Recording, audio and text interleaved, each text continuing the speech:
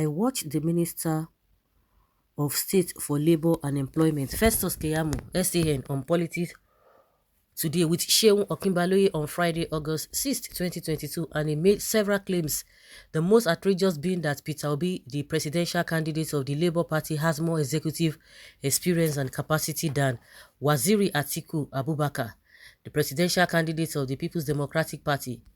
His exact words were, Atiku Abubakar has never held any government position where he makes the final call.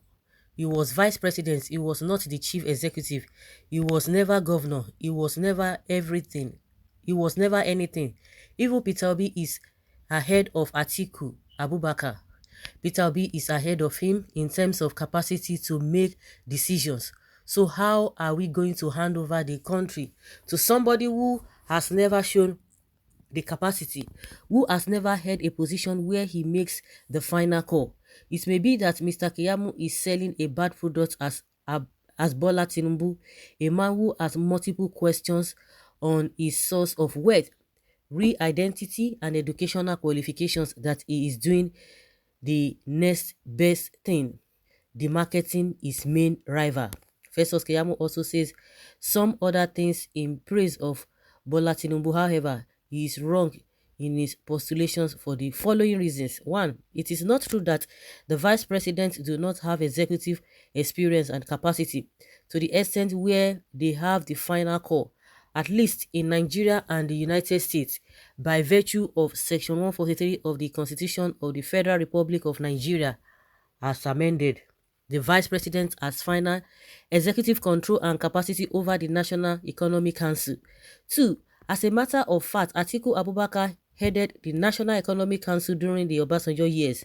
The National Economic Council comprises of the vice president as the executive chairman, as the 36 state governors, as well as the governor of the Central Bank of Nigeria. 3. At the time that Atiku Abubakar headed the National Economic Council, Bola Tinubu, Rabiu Musa Kwakwanso, and Peter Obi were all members and sat under him. In other words, Atiku was their boss. Not only was Atiku Abubakar the boss of these bosses, Tinubu, Kwakwanso, and Obi, but he also led the National Economic Council at a time when Nigeria paid off all her foreign debts to the Paris Club and other Bretton Woods institutions, meaning that not only does he have experience, but his experience is good. Atiku Abubakar was also the chairman of the National Council of Privatization, which is a statutory body, and he thrived in that position, meaning that he also has further executive experience that is positive. 6. It would be recalled that Atiku Abubakar stood in for then President Obasanjo on multiple occasions. One of such occasions was on July 10, 2003, when the governor of Anambra, Chris Ngige, was abducted while the president Obasanjo had traveled and the vice president Atiku Abubakar was in charge. In an interview with This Day newspaper on August 16, 2020, Chris Ngige revealed how Atiku Abubakar ordered Tafa Balogun, the then Inspector General of Police, to restore him to power. What we Festus Keyamo call that, if not executive authority? This is the same executive authority that enabled Vice President Yemi Osinbajo sack the Director General of the Department of State Security, Lawal Daura, on August 7, 2018. And the seventh reason is that, and although it is fallacious to say that Waziri Atiku Abubakar has no executive experience, let us put the sake of argument condescend to Keyamo's pedestrianism. How much executive experience did Kennedy, Obama, and Trump have before going on to be president? None. Yet they performed. Keyamo said Tinubu increased Lagos IGR. True, but much more than that. Tinubu increased Lagos debt. Tinubu met a debt of less than $200 million and left it a debt of billions of dollars. Lagos alone owes 6% of Nigeria's external debt and approximately 4% of her domestic debt. Tinubu's debt overshoots his IGR, which is a net loss for Lagos. Besides, with Alpha Beta, are we sure the IGR got to the officers of the Lagos government or to private hands. Furthermore, Keyamo averred that Tinubu is a good head hunter. How can that be true when he was responsible for head hunting Buhari? How can that be true when he brought in Ambode and fought with him? How can that be true when the electorate rejected his hand-picked governor in Osun and is lost the state to the PDP? 10. If, as Keyamo said, Tinubu is a good manager of men and resources, then how come he is the first governor of the Fourth Republic to have fought with two of his own hand-picked deputy governors and instigated their impeachment? Again, Tinubu promised to continue with Buhari's good works. Can he mention those good works? A man who wants to continue where Buhari stopped is definitely not the right choice for Nigerians.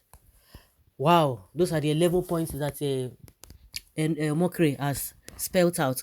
But besides the above, how can the Academic Staff Union of University has to be on strike for a record period and the minister who is supposed to solve this national emergency, Festus Keyamo, has left his station to promote Bola Tinubu's campaign? If this administration was serious, Keyamo should have been laser focused on the ASU strike. His obsession with promoting Bola Tinubu and the cost of his responsibilities as Minister of State for Labour is another reason why the ASU strike would not be solved anytime soon. And we move from an emergency to a crisis. This administration and Keyamo are more interested in politicking than in governing. That is why Keyamo has left his place of primary assignments to become the senior advocate of the progenitor of the gospel of Agbado and Cassava. Okay now, Lobaton. Lobaton, see the way they are fighting themselves. Oh, he could not even mention Obi. And Keyamo is there busy campaigning for Obi. So see, in the recess, let's forget all this rubbish. Let's fade the fat. Let's tell ourselves, like Rufai from Arise we used to say, let us tell ourselves the home truth. Let us tell ourselves the home truth. If you in the recess, if not because of greed and longer throat stomach infrastructure that is affecting Keyamo, in the recess, if you put Tinubu Abubakar at Atiku Abubakar, put Kwakwanto, let's even leave Kwakwanto because that one self is not even serious for this business. Let's put the three together. In your own mind, as you know Keyamo to be, because some people are saying that he was just pretending that he was fighting for human rights and what have you. They were doing that so that they will be noticed. So as soon as they just called upon him, he just quickly agreed. Because if he's somebody who has integrity, you will know that government, no matter what, you are going to dance to their tune. Something that you are going to be seen as black because you want to satisfy them, you will see it as white. If somebody that has integrity, he wouldn't have taken that job in the first place. He would just let me just be there and be looking at the loopholes of government so that we'll be pushing them to do the right thing. But no, see now he has already turned. But let me say it, if really he meant well for this country, that is on a neutral ground, is not even affiliated to all these politicians.